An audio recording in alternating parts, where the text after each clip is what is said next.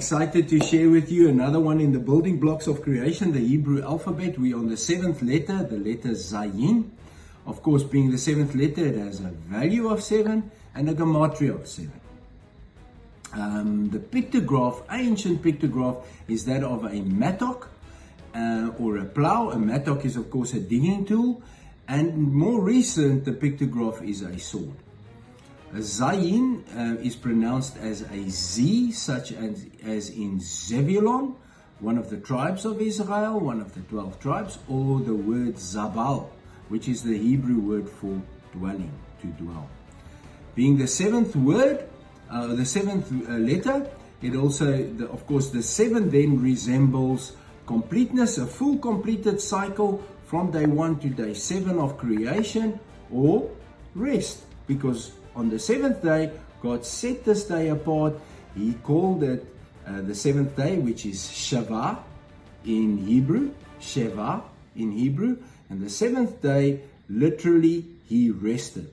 So that's where the word Shabbat comes from the 7th day, because Shabbat means rest. And literally, Shabbat means to cease from all work or to sit down.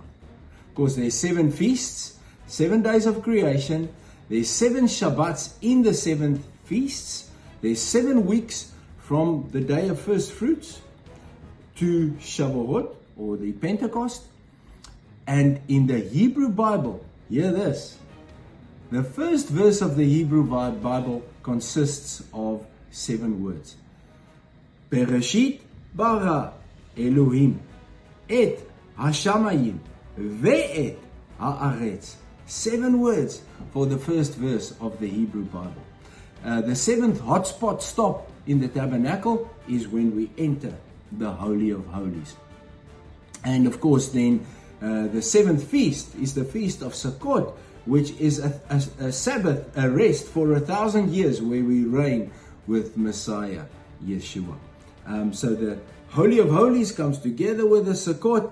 And then one of my favorite verses in the Word of God is John 15 verse 7, where Yeshua is speaking, and He says, if you remain united with me and my words with you, then ask whatever you want and it will happen for you. May grace and shalom be ours in full measure.